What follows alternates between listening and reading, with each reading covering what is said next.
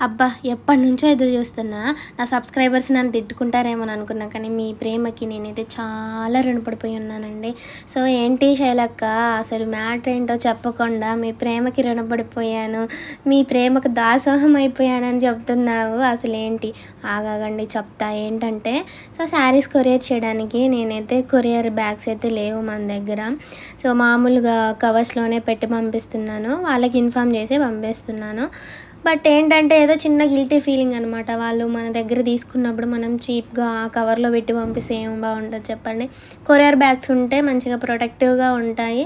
So, వాళ్ళకి కూడా మంచిగా ఉంటది కదా ప్యాకింగ్ ఓపెన్ చేసేటప్పుడు. అది నేనెప్పుడో అనుకున్నాలే గానీ ఫ్లిప్‌కార్ట్‌లో బుక్ చేసిన. కానీ అస్సలు రావట్లేదు.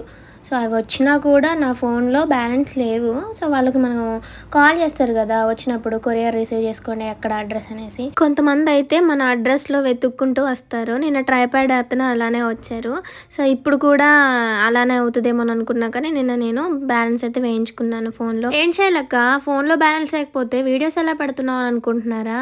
చెప్తా. మా ఇంట్లో వైఫై ఉంది కదా! ఆ ధైర్యంతో ఫోన్‌లో బ్యాలెన్స్ అయితే వేసుకోవట్లేదు. నాకు కావాల్సింది డేటా. నేను ఫోన్‌లో ఎక్కువగా మాట్లాడను. ఏదున్నా వీడియోస్ పెట్టుకోవడం, ఇంకా యూట్యూబ్ చూసుకోవడం, అసలు ఇన్‌స్టా వాడడం ఇలాంటివే చూసుకుంటా. నేను అసలు పెద్దగా ఫోన్‌లో ఎవరితో కూడా మాట్లాడను. సో, ఇలా అనమాట. ఇంక నాకు కావాల్సింది డేటా ఎలాగో ఉంది కదా అనేసి వైఫై అయితే ఫోన్‌లో రీఛార్జ్ అయితే చేసుకోలేదు. ఇంకా శారీస్ కోసం అడిగిన వాళ్ళకి నేనైతే రిప్లై ఇస్తున్నాను. చాలామంది అక్క మీరైతే భలే రెస్పాండ్ అవుతున్నారక్క. ప్రతి ఒక్కరికి రిప్లై ఇస్తున్నారని అంటున్నారు. చాలా